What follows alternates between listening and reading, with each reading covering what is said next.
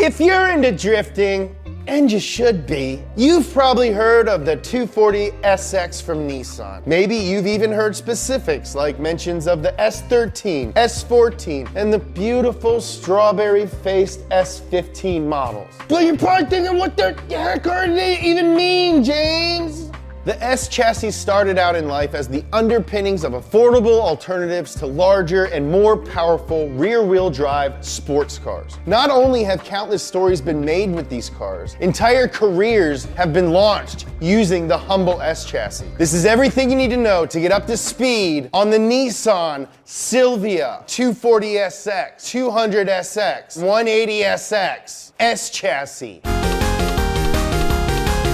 If somehow you live inside of a rock and you haven't heard of these cars, the formula was pretty simple. The company used these S abbreviations to signify the development of their small rear-wheel drive car line, with S being derived from the name of the model in Japan, Silvia. The numbers represent which generation it was. 240 SX and the S chassis story begins in 1976 with a car that nobody really remembers. While Nissan had a small-ish sports car in their Z car, that car was becoming more expensive each year. So they made just what they needed, the S10. Created to be the cheaper, lighter car that Nissan wanted and the rest of the world needed, the first S chassis was born. Equipped with a 1.8-liter engine everywhere else and sold as Silvia's, American S10s were sold with a larger 2-liter engine and badged as 200 SXs. While Paul Newman had raced the earlier S10, the S110 received much more factory attention, gaining fame in a number of racing leagues. The two most famous of these racing S110s couldn't really have been more different from each other: the Group B 240 RS and the Japan-only Super Silhouette racers. We all know how crazy Group B was while it existed. All-wheel drive and spectators risking everything just to get closer to the cars. Nissan's entry to this series, the 240 RS, was not really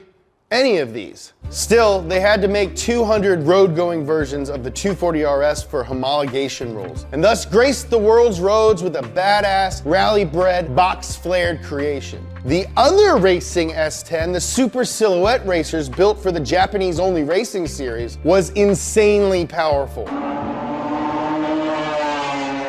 They made more power from their tuned turbocharged 2-liter 4-cylinder than the Formula One cars of the day. To handle this power, the company utilized some pretty extreme aero. Surprisingly, this car and others like it, which only raced for 4 years, spawned an entire subculture of its own, the insane Bosuzoku culture in Japan. Nissan got rid of their S110 platform in 1984 and released the new S12 chassis. The S12 introduced the most important development in S chassis history: pop-up headlights.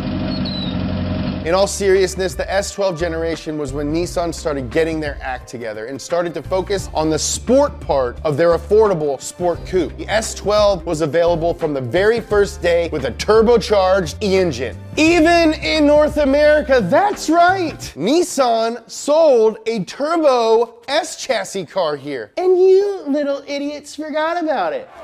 Shame. Nissan pulled the plug on turbochargers in 1987 for the US and instead introduced the new 200 SX Sports Edition. This car featured a unique trait among factory S chassis cars: a V6. Nissan killed the S12 in 1989 and introduced the car that cemented the S chassis into history: the S13. You ever heard of it? America received both a coupe and liftback version of the S13 and gained its name from the 2.4-liter 4-cylinder KA24 engine used in US cars, producing a whopping 140 horsepower and coming from a truck. This engine would weigh down the S13 in America from day one. I mean, was it heavy? Did it achieve total heaviosity? Despite this lack of motivation from the power plant, this engine in one form or another would be the only engine on offer for the rest of the S chassis' life in the US. Meanwhile, over in the rest of the entire freaking world, the SR20 would soon be hitting the roads in the S13 with over 200 turbocharged horsepowers. This engine would turn out to be a tuner's wet dream, easily capable of handling 350 horsepower with only only minor modifications. This power combined with the classic S chassis formula, rear-wheel drive, lightweight, and affordable, would turn the S13 into a star in the new and growing sport of drifting.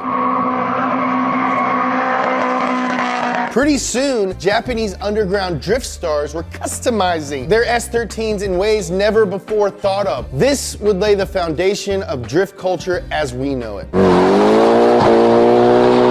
Late 1993 would see the introduction of the S14 Silvia in Japan, with the rest of the world receiving it in 1994. The car became wider, lower, and had a longer wheelbase, making drifting even easier. Styling can be divided between two distinct non-pop-up headlight periods. The earlier Zenki cars, produced from 1994 to 96, and the more aggressive Kuki cars from 96 until the S15 was introduced in 99. America's S14 still had to soldier on with a mildly updated K24 engine, while the rest of the frickin' world still got the SR20 DET. Nissan reported 75% of 240SX customers in America were women. I wouldn't mind meeting the type of gal that bought a 240SX new. The final generation of the S chassis, the S15, was introduced in 1999 and only lasted 3 short years. Sold only in Japan, Australia, and New Zealand, this car was slightly smaller than the S14 and was powered by the last and greatest SR20 offered from the factory. The S15 is the forbidden fruit of the model line to Americans, as they will be illegal to import and drive on the streets until 2024.